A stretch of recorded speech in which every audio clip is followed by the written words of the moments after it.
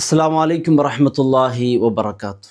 നീ പോലും അറിയാതെ നിൻ്റെ കയ്യിൽ പണം വന്നു ചേരാൻ ബഹുമാനപ്പെട്ട സുലൈമാൻ നബി അലൈഹിസ്സലാം ലോകം അടക്കി ഭരിച്ച ഒരു പ്രവാചകനാണ്. വലിയ സമ്പന്നനാണ്.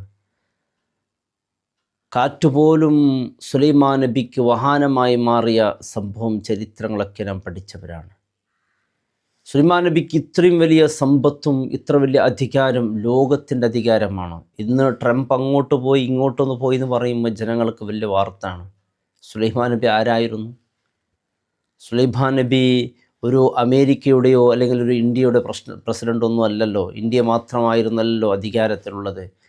ലോകം മിൻ മശാരിക്കിൽ അർളി ഇലാ മഗാരിബിഹ, ഒരു കിഴക്ക് മുതൽ പടിഞ്ഞാറ് വരെ, ഒരു ഭൂമിയുടെ അറ്റം മുതൽ മറ്ററ്റം വരെ മൊത്തം സുലൈമാൻ നബി അലൈഹി ഇസ്ലാമിൻ്റെ അധികാരത്തിലായിരുന്നു.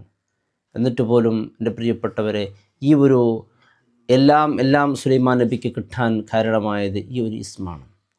ഇൻഷാ അല്ലാഹ് അതിനെക്കുറിച്ച് ഇത് പതിവാക്കുന്നവർ തീർച്ചയായും അന്യവൻ്റെ മുമ്പിൽ ആശ്രയിക്കാതെ കണ്ട് നല്ലൊരു ജീവിതം, ദാരിദ്ര്യത്തിൽ നിന്ന് രക്ഷപ്പെട്ട് അവനിക്ക് അനിവാര്യമാകും. അള്ളാഹു റബ്ബ് സുബ്ഹാനഹു വ തആലയുടെ ജീവിതത്തിൽ വലിയ സമൃദ്ധി അള്ളാഹു നൽകും. ഇത് പതിവാക്കുക. സുജൂദിൽ കടന്നുകൊണ്ട് ഇത് നാം പതിവാക്കുകയാണെങ്കിൽ അത്ഭുതം ഫലമാണ്. എന്നും എപ്പോഴും നമുക്കുള്ള സമയത്തൊക്കെ ഈ ഇസ്മ നമുക്ക് ചൊല്ലിയാൽ അള്ളാഹു റബ്ബ് സുബ്ഹാനഹു വ തആല ദാരിദ്ര്യം നൽകില്ല. അവൻ്റെ റിസ്ക്കിൽ അള്ളാഹു വിശാലത നൽകും. എപ്പോഴും അവൻ്റെ റിസ്ക്കിൽ അള്ളാഹു ഒരിക്കലും അവനിക്ക് പ്രയാസങ്ങൾ ജീവിതത്തിൽ ഉണ്ടാവുകയില്ല. കാരണം ഈ ഇസ്മ ചൊല്ലുന്നവന് അവൻ്റെ റിസ്ക്കിൻ്റെ കാര്യത്തിലും അവൻ്റെ സമ്പത്തിൻ്റെ കാര്യത്തിൽ വലിയ അഭിവൃദ്ധി ഉറപ്പായി ഉണ്ടാകുന്ന കാര്യമാണ്. സുലൈമാൻ നബി അലൈഹി സ്വലാം അത്രയും വലിയ സ്ഥാനത്ത് എത്താൻ കാരണം ഈ ഒരു ഇസ്മാണ് എന്ന് എൻ്റെ പ്രിയമുള്ളവരെ നമ്മുടെ പണ്ഡിതന്മാർ പഠിപ്പിക്കുമ്പോൾ നമ്മുടെ ജീവിതത്തിലും ഇത് നാം പതിവാക്കണം. ഈ ഇസ്മിൻ വല്ലാത്തൊരു അത്ഭുതം സൃഷ്ടിക്കുന്ന ഒരു ഇസ്മാണ്. നമുക്ക് എത്ര സ്ത്രീകൾക്കിപ്പോൾ ആർത്തവ കാലത്ത്, അവർക്ക് ശരീരം ശുദ്ധിയില്ലാത്ത കാലത്തൊക്കെ ഇത് ചൊല്ലാവുന്നതാണ്. അത്രക്കും ഏത് സമയത്തും നമുക്ക് ചൊല്ലാവുന്ന, സുജൂദിൽ കടന്ന് ഒരു 7 പ്രാവശ്യം ഇതങ്ങ് ചൊല്ലിയാൽ അള്ളാഹു റബ്ബ് സുബ്ഹാനഹു വ തആല, കാരണം അള്ളാഹുവിലേക്ക് ഏറ്റവും അടുക്കുന്ന ഒരു ഘട്ടമാണ് സുജൂദ് എന്നുള്ളത്. ആ സമയത്താണ് നാം ഇത് പറയുകയാണെങ്കിൽ തീർച്ചയായും അള്ളാഹു പരിഗണിക്കും.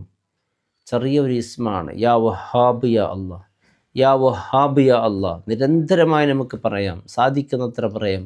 ഈ യാ വഹാബ് യാ അല്ലാഹ് എന്ന് പറയുമ്പോൾ തീർച്ചയായും അവനിക്ക് അള്ളാഹുവിൻ്റെ എല്ലാ വിഷയത്തിനും, കച്ചവട, ബിസിനസ്, അതുപോലെ സാമ്പത്തികമായ എല്ലാ വിഷയത്തിനും അള്ളാഹുവിൻ്റെ പ്രത്യേകമായൊരു പരിഗണനയും വലിയ ഐശ്വര്യവും സാമ്പത്തികമായ നല്ല പുരോഗതി ഉണ്ടാകും.